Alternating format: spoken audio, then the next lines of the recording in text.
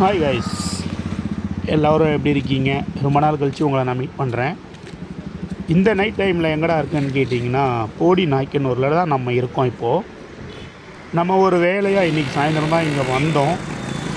அந்த வேலையை முடிச்சுட்டு நம்ம திருப்பி சென்னைக்கு போகிறோம். இப்போது டைம் ஒரு 8 o'clock ஆனதால் இங்கேருந்து சென்னைக்கு பஸ் இல்லைன்னு சொல்லிட்டாங்க. நம்ம தேனி போய் தான் சென்னைக்கு போகிறோம். நம்ம பார்த்த அந்த பெரிய குளம் பஸ்ஸில் தாங்க நம்ம ஏறி இருக்கோம். தேனிக்கு இங்கேருந்து 15 ரூபா டிக்கெட் வாங்கியிருக்காங்க. கேஸ், இந்த பஸ்ஸை பார்த்தீங்க அப்படின்னா தரன்னு ரொம்ப ஆடுது.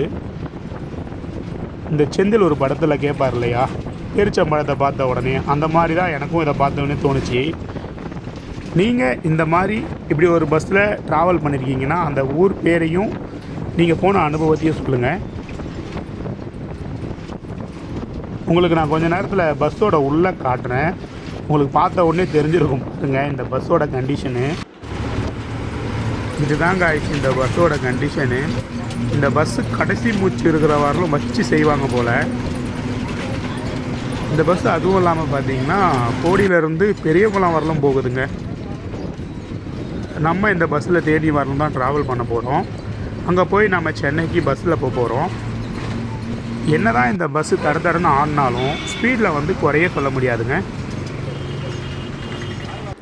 கரெக்டாக நம்மளை தேனி புது பஸ் ஸ்டாப்பில் வந்து இறக்கி விட்டாங்க. இங்கே தான் நம்ம சென்னை பஸ் பார்க்கணும். அது எங்கே நிற்கும்னு சொல்லிட்டு நமக்கு தெரியல. நம்ம இப்போ இந்த பஸ் ஸ்டாப்புக்கு புதுசு.